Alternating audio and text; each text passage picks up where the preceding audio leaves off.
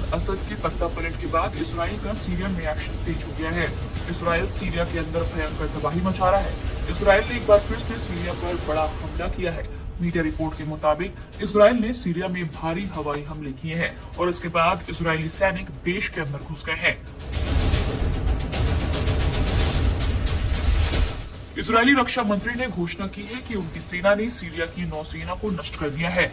इस बीच इसराइल ने सीरिया के अंदर बफर जोन में घुसने की बात कही, लेकिन यह स्पष्ट नहीं है कि उसके सैनिक उस क्षेत्र से आगे गए हैं या नहीं, जिसे 50 साल से भी पहले स्थापित किया गया था।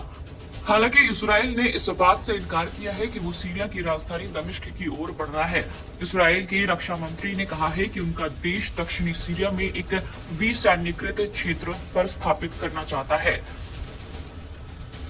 रक्षा मंत्री ने हाइफा में नौसेना अड्डे पर कहा कि इजरायली सेना सीरिया में आतंकवाद को जड़ें जमाने से रोकने के लिए दक्षिणी सीरिया में हथियारों और आतंकवादी खतरों से मुक्त रक्षा क्षेत्र बनाएगी, जिसमें इजरायल की कोई स्थायी उपस्थिति नहीं होगी।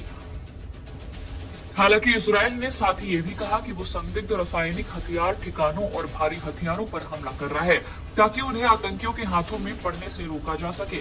इस बीच ब्रिटेन से संचालित Syrian observatory for human rights ने कहा है कि असद को अपदस्थ करने के बाद से इजरायल ने सीरिया में 300 से अधिक हवाई हमले किए हैं।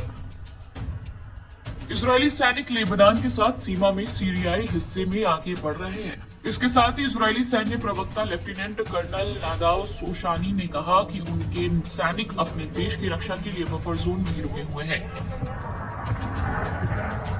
सीरिया में असद शासन के पतन के बाद इजरायल ने बड़ा एक्शन शुरू कर दिया है। इजरायल ने पूरे सीरिया में सैन्य ठिकानों पर हवाई हमला किया है।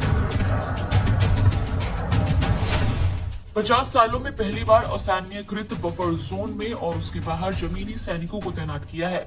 इजरायली सेना ने मंगलवार को बताया कि पिछले 2 दिनों में उसने सीरिया में लगभग 480 हमले किए हैं।